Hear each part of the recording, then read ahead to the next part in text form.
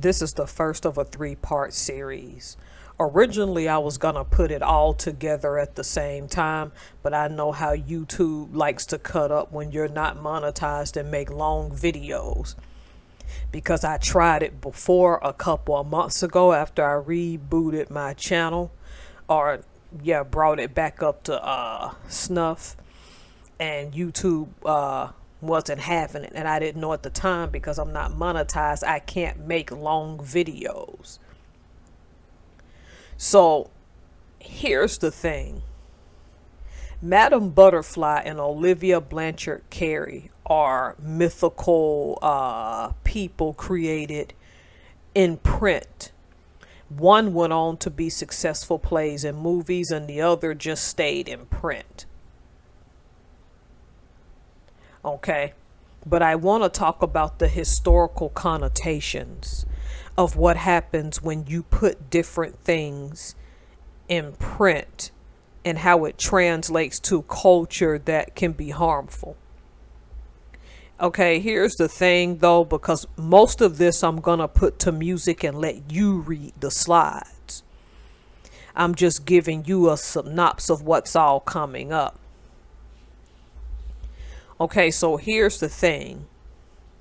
This image right here that's popping up right about now is my favorite image, and here's why. You got two women, one Asian and one black, in their purest form.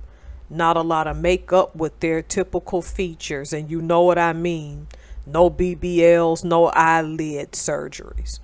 And if that is offensive, I apologize. I believe you should be able to do what you want with your body, provided that you are ready for the consequences. Since I had started in July 31st when I did the introduction saying that the Black and Asian Solidarity series is coming, I also wanted to touch on the similarities, mostly with the men, but I didn't touch on in that short video the women. That's what we're going to talk about. So since I promised myself that this was going to be an exhibit where I let you see things and read, but before I do, I want to touch on 3 points. 3 main points, and I'll touch on 2 different things concerning part 2 and part 3. Number 1, the things and the images you're going to see are within the context of their historical time, but they still reverberate today. And if at any time you feel triggered, just jump off. Feel free to do that. Harden the burp. With that being said, these images can be disturbing to some.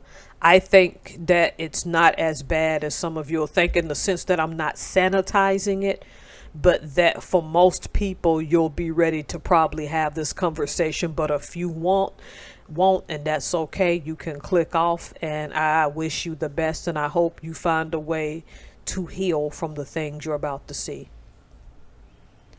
Number 3, this is a comparison of popular culture to show that 2 different races of women were going through 2 different struggles, but had similarities that were parallel in popular culture at the same time. I'm not going to sit here and gaslight you and say that the struggles are the same. They are not, because that is a gaslight. Okay, so before I get started, understand that this, okay, is part 1 of the series to get you warmed up as to how I'm gonna break it down, since it has to be smaller videos. The second part of this series, okay, is going to revolve around the old Hollywood film, The Toll of the Sea. I won't play the actual film, but we'll get probably images and clips and discuss Anna May Wong. Though she won't feature in this video, she's a representation of one of many Asian women who've played that role, her being Asian American and breaking barriers in Hollywood. The third part of this series will go into Jessie Redmond Fawcett, particularly of her 4 novels. We're going to focus on the final album. Not album, I mean novel. I'm losing my mind here. Comedy American style. The difference between the two is that comedy American style will more so play back into that Blumenbach racial categories. Whereas although Blumenbach does play a role in the toll of the sea, it will less so. And those videos will come a little later in the series in November after this one, so be prepared for them. All right, the music's gonna play with the exhibits. I thank you all for watching and have a great day.